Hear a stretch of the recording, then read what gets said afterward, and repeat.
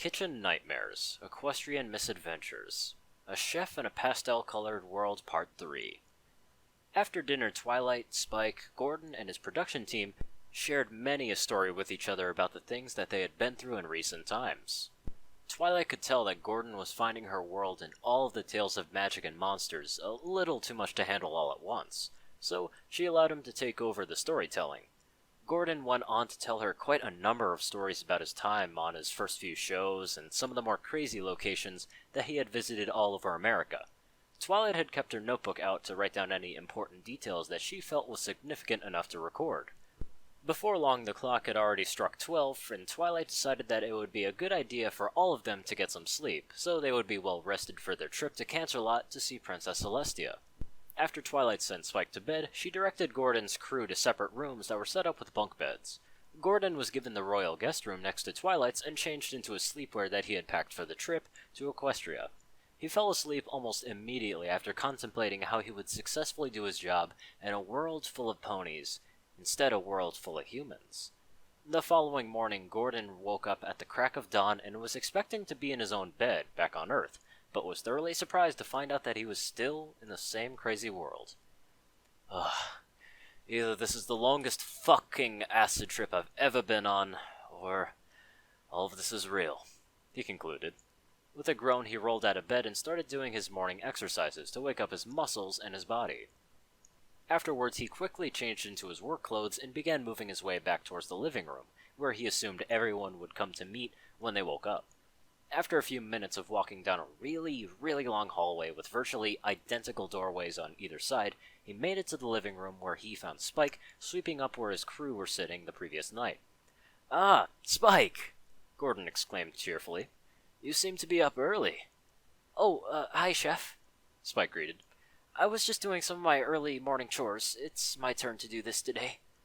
Pardon me for asking, lad, but why is a prince of all things doing things like cleaning and cooking? Don't you have a castle staff or some sort of thing?" Gordon questioned. Prince? Look, even if you are adopted to Twilight, you still are legally her son, so wouldn't the son of a princess be a prince? I never thought of it like that, Spike admitted. I admit it kinda sounds nice. But I'm not cut out to be royalty. I learned that the hard way after trying to do Twilight's job.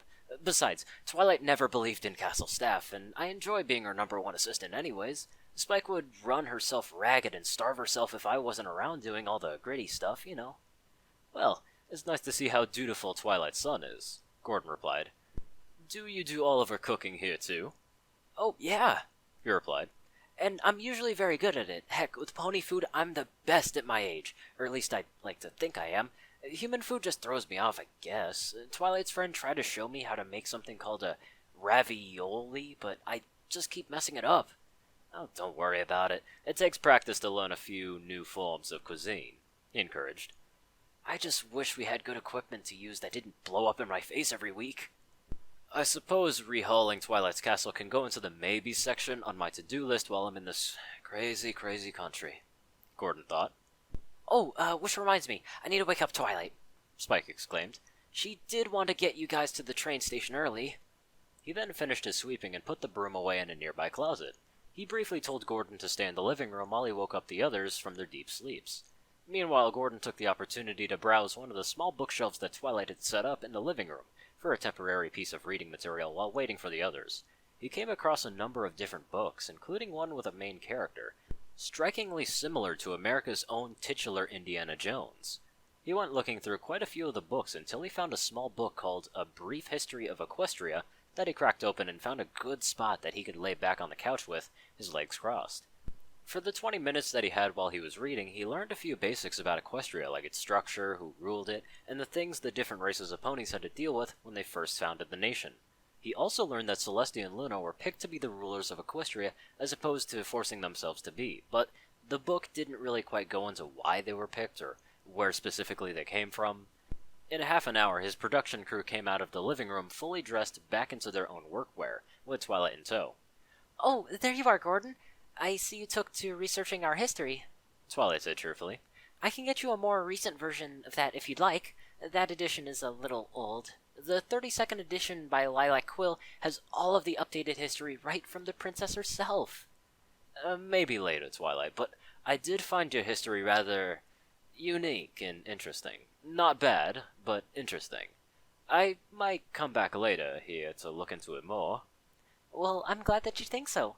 Maybe when we can come back here to have a break, I can set you up with a few more. Well, thank you, Twilight. I think that would be lovely. Alright, are you all ready? She asked. Princess Celestia wanted me to bring you to meet her first thing today. She said that she wanted to have breakfast with you and your team while we give you the full story on what has been going on here. As ready as I'll ever be, but how will we get to this Canterlot, if I may ask? Gordon inquired. Out of nowhere, a pair of blue eyes and a big toothy smile exploded out from under a couch cushion to answer his question. By taking the train, silly! Holy fuck! Gordon screamed. You scared the fucking shit out of me! Pinky, what are you doing here? Twilight exclaimed. The princess called me too, silly filly. Spike gave me a letter last night while I was making my peppermint peanut butter pastries for Gordon's welcome to the equestrian party. Pinky rambled happily. Although, I did need to tinker with some of the ingredients, just a little bit, but it's a new recipe after all. Hey, that's actually a funny word. Tinker, tinker, tinker, tinker, tinker, minker, pinker, linker, shrinker, dinker. Twilight noticed that Gordon was beginning to lose it the more Pinky rambled on and on, just by his expression. She simply jumped in before things could get, nasty. Okay, alright. Twilight shouted. That's fine, Pinky. Why don't we just head over to the train station so we can get to Canterlot, okay? Okie dokie Loki. She happily hopped out of the room, leaving them all with an awkward silence. There are so many wrong things with that girl, Gordon said as he breathed heavily. I nearly shat myself from that. Yeah, but she means well, Twilight replied sheepishly. It's probably best if you don't question her. You'll just get a headache trying to figure her out. They gradually made their way across town, greeting the citizens of Ponyville that haven't met Gordon yet and his team. A few of them were somewhat wary of the humans, but most of the ponies were very friendly, much to Gordon's delight. When they finally made it to the other side of town where the Ponyville station was located, 5 other ponies were there to meet them, 2 of which Gordon had already met. The rather sophisticated white-coated unicorn Rarity Belle and the crazy pink-coated pony Pinkie Pie.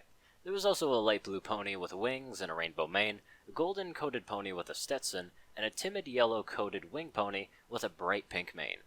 Twilight, darling, you made it just in time, Rarity exclaimed happily. We just had to pack a few things before heading out, she replied. Well, why don't you introduce us to your new friends, why? The gold-coated pony asked.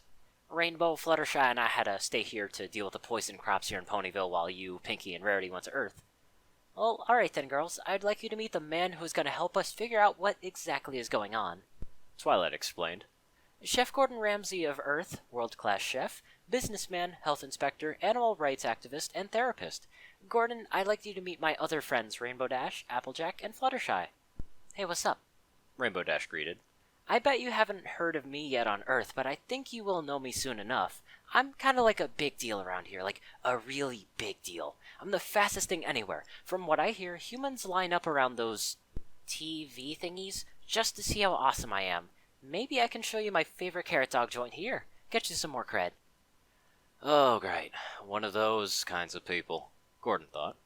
I guess pretentious people are a constant thing in every world. Just nod and pretend you're listening, he thought. Well, I look forward to it, Gordon replied politely. Then the gold-coated pony with a Stetson stepped forward with a hearty smile on her face. Howdy there, Gordon. I'm Applejack, she said happily as she stuck out her hoof to shake Gordon's hand. My family runs the major apple crop here in Ponyville. We supply everything apple-related to every corner of Equestria. Well, I guess standards in this batshit insane country are different than on Earth. Causing naming your daughter after an alcohol usually doesn't go over well in the long run. Besides, this girl seems pleasant enough. He decided to reciprocate the greeting as he grabbed Applejack's hoof and shook it firmly. All the other ponies presented winced as they prepared for Gordon to receive the shaking of his life. However, they were immediately surprised after a few seconds of nothing happening. Wow, that's a mighty strong grip you got there, Chef. Along with a set of nicely built arms, Applejack complimented. Most new people and ponies get shaken up like my famous cinnamon apple teenies in an earthquake. Well, I'm a bit more firmly built than most, he admitted. In a nearby bush, a pair of big blue eyes belonging to a white-maned authority pony stared longingly at Gordon from behind the pair of binoculars. Then the yellow-coated pony stepped forward timidly with half of her face completely obscured by her bright pink mane. Hello. I'm Fluttershy. Fluttershy muttered. Sorry, darling, I didn't quite catch that. Come on, Fluttershy, Pinky urged as she pushed the Pegasi's cheek together with her hooves and stared deeply into her eyes. It's been 8 seasons and over 100 issues of our comic. You can trust a nice human. The pony known as Fluttershy lightly pushed Pinky aside and gave her a raised eyebrow. I'm still older than you are, Pinky. You know that, right? The yellow pony said, vaguely irritated. Sorry, I'm Fluttershy. It's nice to meet you, Mr. Ramsey. I take care of the animals and local wildlife around Ponyville and provide ponies with any animal-related service. Ah, so you're that town's gamekeeper? Gordon asked. And veterinarian, but yes, she replied happily. A little timid, but I think she'll be nice enough to work with, he thought as he shook her hoof gently. Well then, Miss Shy, I think we're going to get along just fine together. A few minutes later, the train arrived at the station with a loud shrill coming from the engine, signaling the group of humans and ponies to board.